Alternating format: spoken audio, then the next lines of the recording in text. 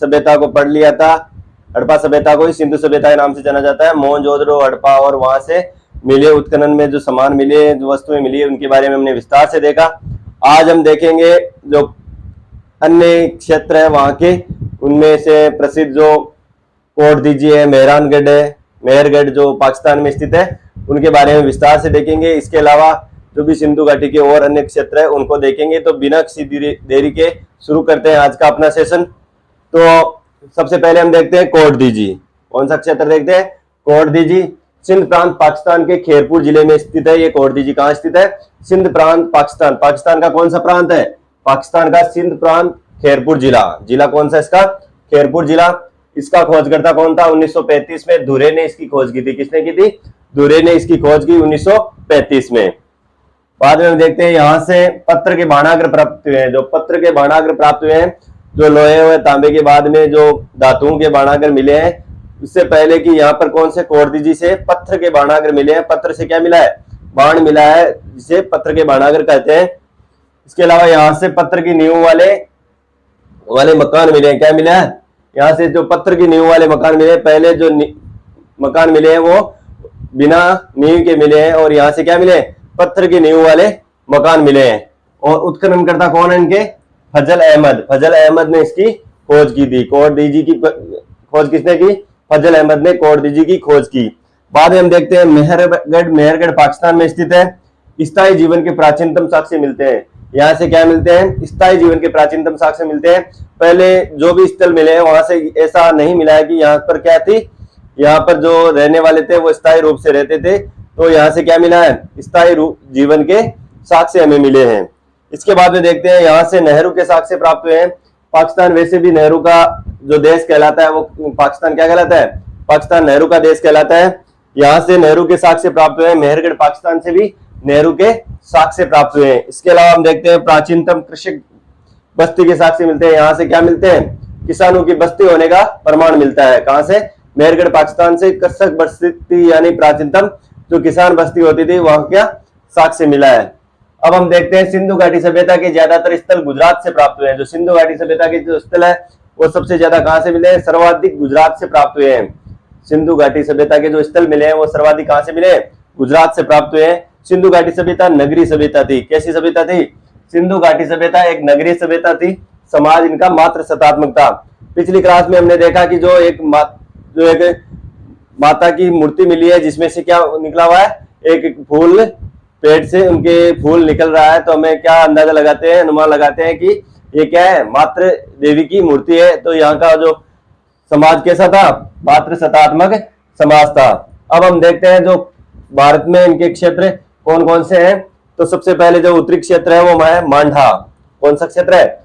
उत्तर में सबसे जो उत्तरी सीमा है वो कौन सी है? मांडा जम्मू कश्मीर से प्राप्त हुई है। सिंधु घाटी सभ्यता का उत्तरी स्थल। कौन सी घाटी सभ्यता? सिंधु घाटी सभ्यता का उत्तरी स्थल मांडा जम्मू कश्मीर है। और दक्षिणी स्थल कौन सा है? दाइमाबाद महाराष्ट्र। पश्चिमी सूतकांगेडोर और बलूचिस्तान ये आपको मिला है। मांडा जम्मू कश्मीर से सिंधु घाटी सभ्यता का उत्तरी स्थल चिनाब नदी के किनारे। किस नदी के किनारे है? मांडा चिनाब नदी के किनारे है। हमें पता है कि जो जम्मू कश्मीर इधर कौन सी नदियां बहती है?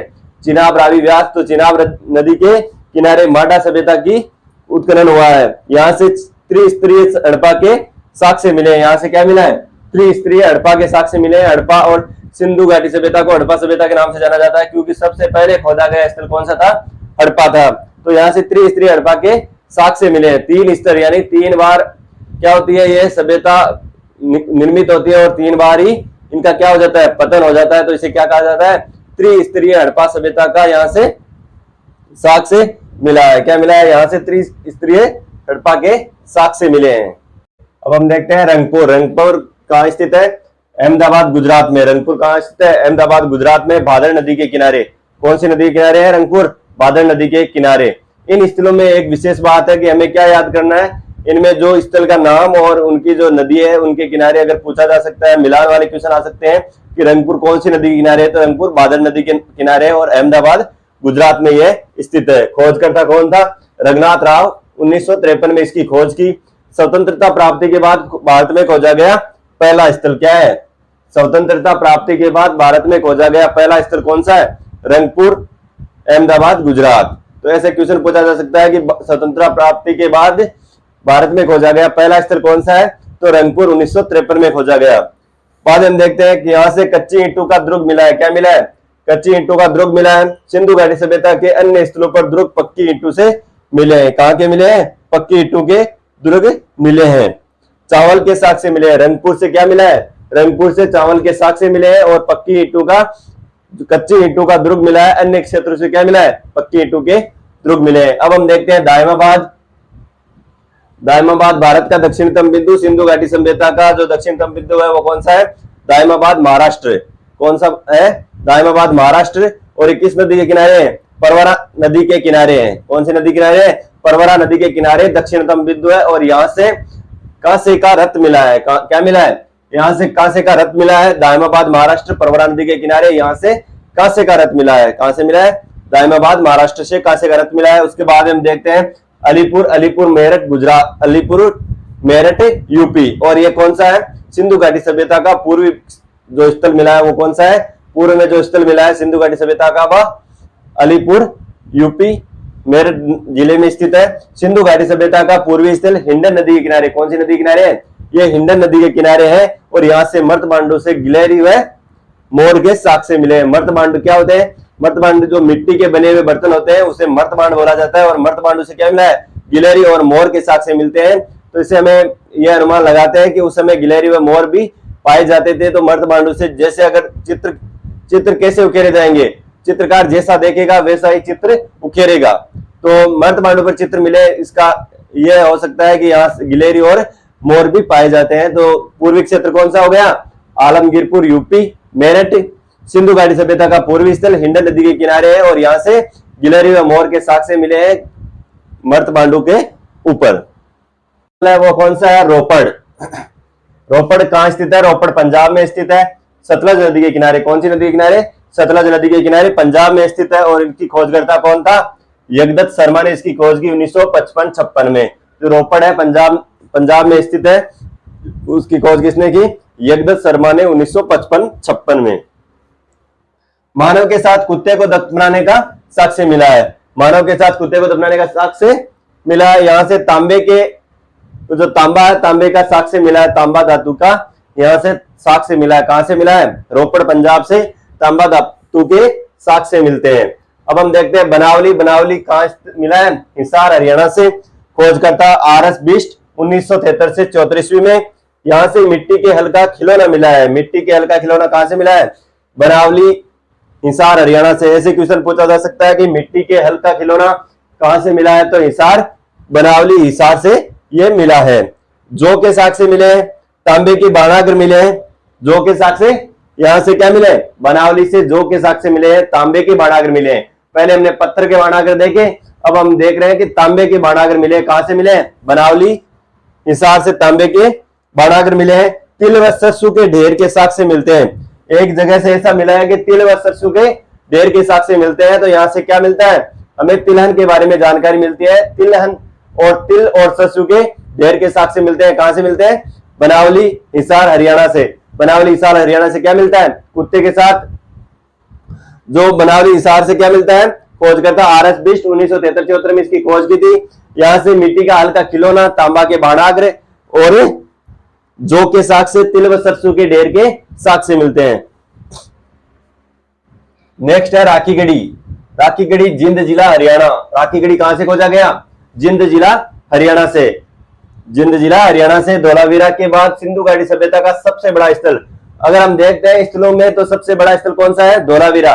तो धोलावीरा के बाद में सबसे बड़ा स्थल कौन सा हो गया, राखीगढ़ी। और राखीगढ़ी के बाद में अपनी कालीबंगा। तो कौन कौन से आ गए, धोलावीरा के बाद सिंधु घाटी सभ्यता का सबसे बड़ा स्थल कौन सा है, राखीगढ़ी। सिंधु घाटी सभ्यता का नवीनतम स्थल, अगर हमसे क्वेश्चन पूछा जाए कि सिंधु घाटी सभ्यता का नवीनतम स्थल कौन सा है, तो नवीनतम स्थल हो गया राखीगढ़ी। ये क्वेश्चन बहुत ही इंपॉर्टेंट हो सकता है कि सिंधु घाटी सभ्यता का नवीनतम स्थल कौन सा है, तो सिंधु घाटी सभ्यता का नवीनतम स्थल कौन सा हो गया, राखीगढ़ी सिंधु सभ्यता का नवीनतम स्थल है। इसके बाद में हम देखते हैं सुरकोटड़ा। सुरकोटड़ा कहां स्थित है, सुरकोटड़ा गुजरात में स्थित है। इसकी खोज किसने की, जगपति जोशी ने 1964 ईस्वी में की थी। जो सुरकोटड़ा है कहां स्थित है, गुजरात में स्थित है और इसकी खोज जगपति जोशी ने 1964 ईस्वी में की थी। यहाँ से घोड़े की अस्थियां मिली है। क्या मिली है? घोड़े की अस्थियां प्राप्त हुई है। 4 कलश समाधान प्राप्त हुए हैं। कलश समाधान मतलब कलश जो सौ के पास में कलश मिले हैं, कलश समाधान मिले हैं। कलश या कोई अस्थियां, जैसे अस्थियां अगर कलश में रखी जाती है, उसे 4 समाधान मिले हैं। तो सुरकोटड़ा कहां से मिला है? गुजरात से। खोजकर्ता जगपति जोशी 1964 ईस्वी। घोड़े की अस्थियां प्राप्त हुई है और 4 कलश समाधान के साथ से मिलते हैं। अब हम नेक्स्ट देखते हैं रोजड़ी। रोजड़ी कहां से मिलती है? रोजड़ी स्थल है गुजरात से खोजा गया। रोजड़ी कहां से खोजा गया? रोजड़ी स्थल है जो गुजरात में स्थित है और यहाँ से क्या मिले? यहाँ से हाथी के साक्ष्य मिलते हैं। यहाँ से क्या मिलते हैं? हाथी के साक्ष्य मिलते हैं। रोजड़ी से क्या मिलते हैं? हाथी के साक्ष्य मिलते हैं। तो हमने क्या क्या देखा? रोपड़, बनावली, राखीगढ़ी, सुरकोटड़ा व रोजड़ी। रोपड़ पंजाब में स्थित है, बनावली हिसार हरियाणा में और राखीगढ़ी जिंद जिला हरियाणा, सुरकोटड़ा गुजरात और रोजड़ी गुजरात। ऐसे क्वेश्चन पूछा जा सकता है कि अलग अलग क्षेत्रों के नाम देकर पूछ ले कि हिसार कहां में, हिसार में कौन सी सभ्यता स्थित है? तो बनावली।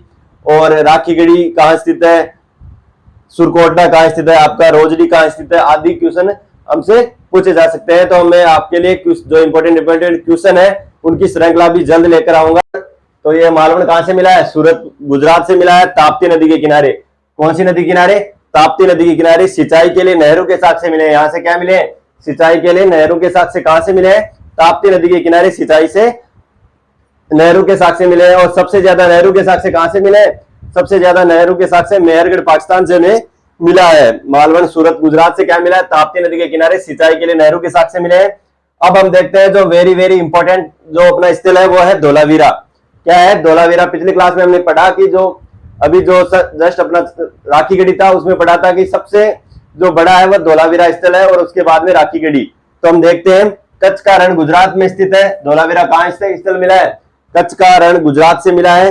मानसर व मानगढ़ नदियों के बीच स्थल सबसे बड़ा स्थल है। ये कौन सी नदी? मानसर व मानगढ़ नदियों के बीच स्थित सबसे बड़ा स्थल धोलावीरा है। इसकी खोज किसने की? जगपति जोशी 1967-68 में इसकी खोज करता है। जो जगपति जोशी है वो 1967-68 में इसकी खोज करता है। उत्खनन करता कौन है? आर.एस. बिष्ट 1990-91 में आर.एस. बिष्ट ने इसकी उत्खनन किया। तो हम देखते हैं खोजकर्ता और उत्खननकर्ता में क्या अंतर है। खोजकर्ता जिसने पहली बार इसकी खोज की, पहली बार इस स्थल के बारे में बताया था वो कौन सा था? जगपति जोशी 1967-68 में। और उसके बाद में खोज जो उत्खनन करता है आर.एस. बिष्ट 1990-91 में आर.एस. बिष्ट ने इसकी उत्खनन किया। इसके बाद हम देखते हैं सिंधु घाटी सभ्यता का एकमात्र स्थल।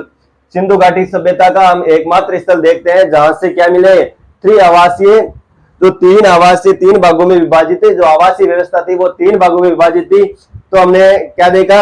जो पहले क्लासों में देखा वो क्या है? 2 भागों में विभाजित थी, जिसमें पश्चिमी और पूर्वी क्षेत्र, गढ़ी क्षेत्र और आवासीय क्षेत्र था। इसमें हम देखेंगे धोलावीरा में सबसे जो अहम जो एक इंपॉर्टेंट फैक्ट है इसका कि यह 3 भागों में विभाजित थी। तो इसको यही एक इसको इंपॉर्टेंट बना देता है कि यह 3 भागों में विभाजित थी। इसमें 3 भाग कौन कौन से हैं?